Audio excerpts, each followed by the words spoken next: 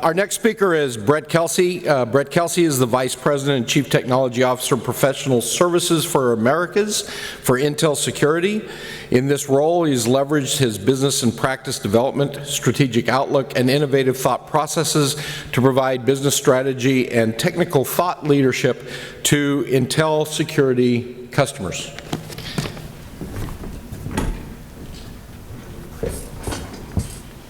How's everybody doing? We good?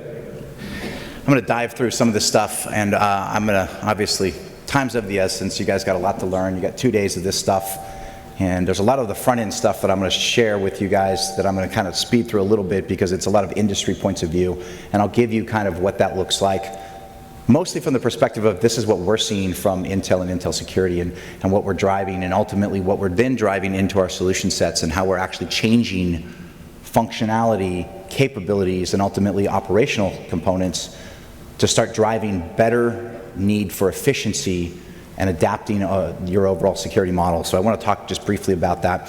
I am going to talk just a little bit of kind of cooler things that are out there. So if I happen to mention time frames, you know, they are what they are, but you can't really be held to them. That's what this legalese says.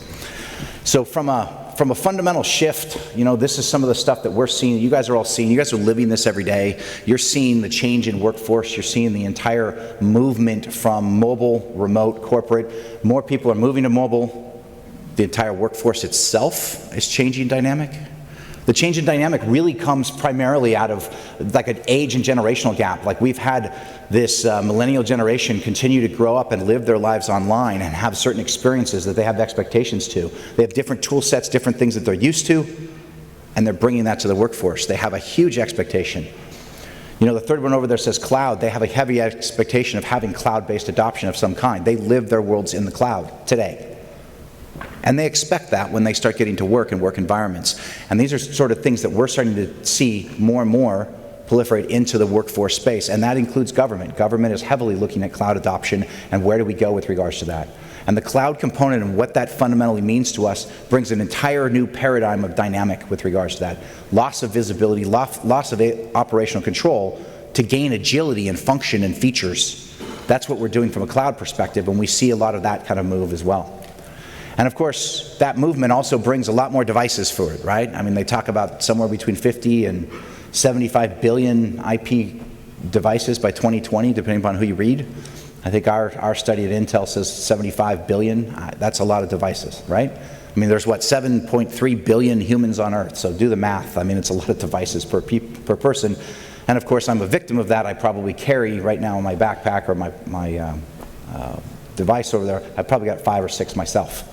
IP-connected devices. So there's a lot, and that it also brings with it a ton of attack platforms, a lot of other areas from it. It also brings a lot of data that goes with that as well. So all of those things are just sort of some shifting dynamics, and all of that eventually kind of leads into this bring your own whatever scenario, right? So we're continuing to see more and more of that. It takes a credit card, an account name, and I can sign up, and I'm on Amazon, and I got my own set of servers. I have my own infrastructure. It's a piece of cake to do, and all of a sudden I've just moved corporate data, state data, government data out to an environment that may or may not be protected, may not even be known it needs to be protected because you don't have visibility with regards to that. So that shadow IT scenario is happening regularly, and we see that all over the place. So that's a big part of it.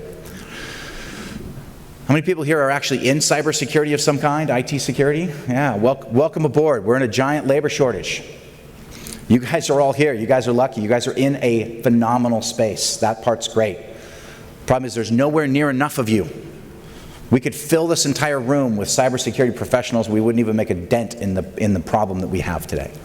We are continuing to grow this talent shortage, and part of the problems is ourselves, right? We are creating more and more opportunity components. The bad guys are continuing to come at us, and we are ultimately trying to innovate at whatever pace we possibly can make, and that innovation causes consumption problems with regards to some of these areas, and it requires more people. We're trying to solve problems with more people, creating more jobs, and we don't have the people to actually fill them. I do a lot of talking to universities, higher levels, polytechnic schools, all kinds of stuff to kind of create programs. And we're doing some of that, but it's not enough and it's not fast enough. And we're going to end up continuing to grow and exacerbate this problem. From an Intel perspective, there's two major numbers that we talk about regularly that we see, just to give you kind of size of scale and nature. You know, and so in 2015, we used to see 25 new pieces of malware a day. And today, our lab sees about 500,000 new pieces of malware every day. That's a variant, that's a class of service, but it's fundamentally what it means is that if you're in the security world and you're dealing with something like reputation, a bad file, that means is that there's 500,000 of them now that you've never seen, that I didn't see yesterday, that I now see today. And today I've got 500,000 more that I didn't see, you know, tomorrow, and I'll continue to grow. That quantity is continuing to grow. I know that the ransomware conversation was mentioned by one of the assemblymen. That problem is absolutely huge, and it's exacerbated in this very fashion. The ransomware area that we see heavily with regards to this is continuing to accelerate exponential levels. We've set records this year with regards to that. Two major things changed in ransomware if you aren't familiar or haven't paid attention. One, they've released open source ransomware on GitHub, so you can go get your own. That's cool. What's even more is they actually have ransomware as a service. I mean, when I say that, it's not just like, you know, go out and subscribe. Yes, you can do that. Oh no, by the way, there's a help desk. You have a problem? Call them. They got a help desk for it. They'll help you set up your entire ransomware botnet, no problem.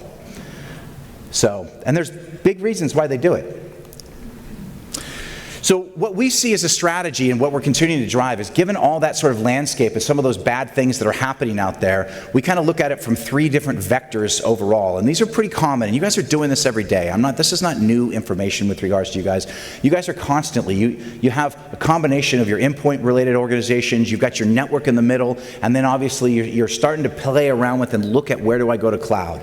You know, I know the state's got some cloud-related stuff specifically around email, and there's some potential other services that certain departments are starting to look at. So you guys are playing around and really kind of taking a look at that. But as we start to see where that really goes and what the challenges are, right, we start looking at like the endpoint alone. At some point is, how do we get to things like policy management? How do I start to embed security down at a hardware layer? How do I get beyond that? Because at some point, the form factor of the device itself isn't capable of holding the technological agent that needs to be on there today.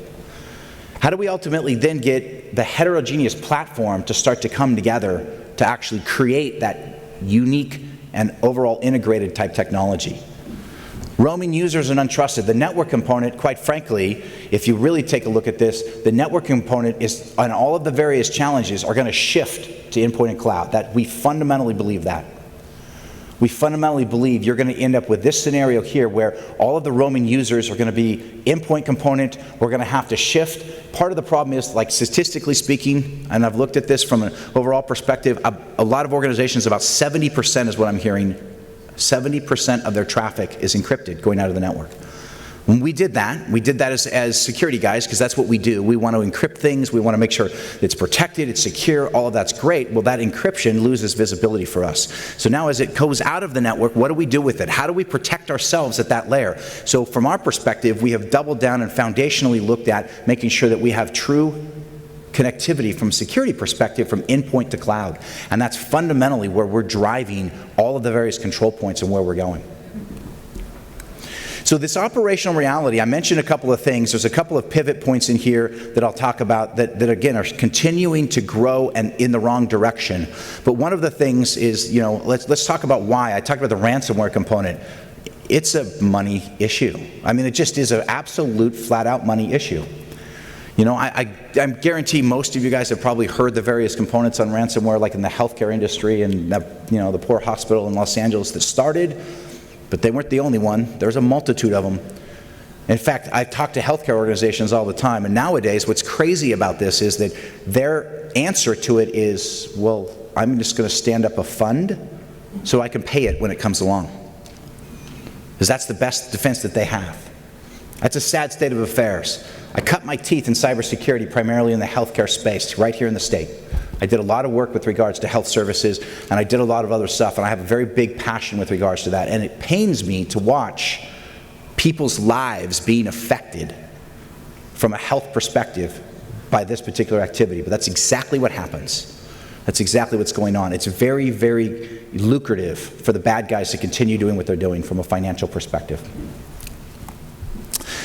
And I said trends going the wrong way. The trends are, first and foremost, the quantity of breaches that you can actually fix within a day, right? Trying to resolve them within a day. So 33% I used to be able to do, now I can only do about 20% of them.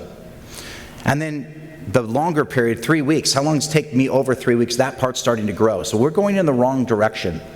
In fact, there's several other statistics that really kind of prove out that we have a huge efficiency problem.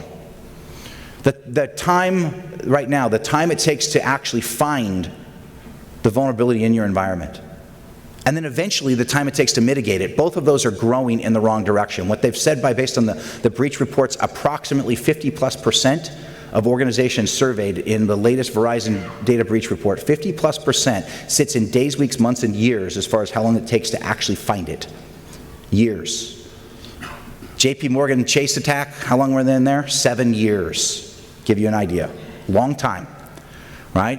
You saw the Yahoo breach, everybody talks about that stuff. That was 2 years ago, by the way. They're just now letting everybody know, right? So long time, right? They've been doing this stuff. And the problem is you know, you look at your security teams, all of you guys, are you guys bad?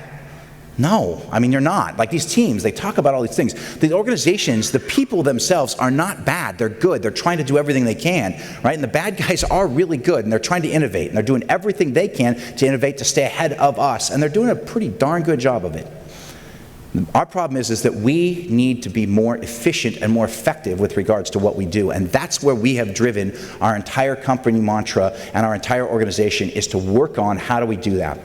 We have a couple of axioms that we now create in our organization. First and foremost, when we start talking around this, around all these various things, around increased complexity, time imperative, and the resource constraints, we first and foremost believe automation in a talent-starved world is absolutely critical. Has to be done. We have to have automatable and automated type scenarios. You start ingesting things like threat data and threat intelligence, that's great, you have all that data, but if you fundamentally don't have the people, resources to research whether or not that threat component is actually relevant to your organization, it's not helping you. It doesn't do much for you. So you've got to get to that contextual component. You have context of your environment, and fundamentally, we've done some of that stuff. We've created those kind of capabilities. The second thing we've done is we believe is architecture drives velocity. And what that means is that when we start looking together as a stitched together connected platform, so technologically we launched a capability, a communications capability called data exchange layer. And we did this several years ago, and in fact, we're moving down to the entire open source component, and what we entirely have every capability of doing is stitching together disparate security solutions and creating automated-based workflows to bring your entire environment together from a technological perspective so that you can start to automate the things that need to be automated, and you can focus on the really hard things with the most important resource you have, and that's your people's time. That's fundamentally the direction we're going. We've created some proof points that kind of go with that architecture. Some of those proof points specifically, when we started looking at this, we took one particular scenario of a given customer. The customer is part of their security operations group. They're receiving IOCs. For those who don't know what that is, it's an indicator of compromise. I know it was mentioned earlier, STIX taxi is one of the formats by which those things get received. This particular organization was receiving 6 a day. And in that 6, you can take a look real quick on the response time and the quantity of time it took to actually respond with regards to this stuff. And then fundamentally, when we start creating the actual integrated platform, when we start stitching together disparate technologies security-wise, we fundamentally now are able to increase that time. And in fact, when I compare the two, and I really get down to it, and the thing I love the most is really looking at, look at the manual steps. Look at the change that I can create from a manual step perspective. So not every single piece is automated. Some of it's automatable because we're not 100% incapable of trusting everything that the systems are going to do. We just got to put a little check and balance for humans. But if I have 4 manual steps instead of 19, my efficiency is greatly increased, and we've been able to prove this effectively. So as I go through this and I just, again, talk around kind of where we're going, building out this sort of sustainable defensive advantage, the emerging teams and optimizing these teams, this is fundamentally where we start driving everything to increase your efficiency, your effectiveness, and fundamentally get to business outcomes.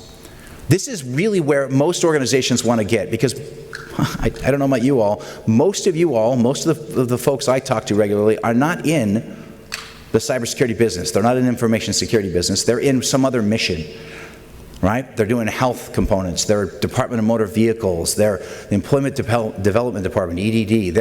They've got other missions and other strategies, and their job, your mission is to protect the data so that the constituents that subscribe to this have the capability of trust amongst all of you and what you're doing. That's the business outcome. Creating operational excellence around that, mitigating the risk, and creating business agility and cost reduction with regards to what we're doing. That's what we're driving from an overall solution set and overall priority to become an even greater partner to all of you and supply our solution sets to the state of California and the public sector at large. So with that said, I want to thank you.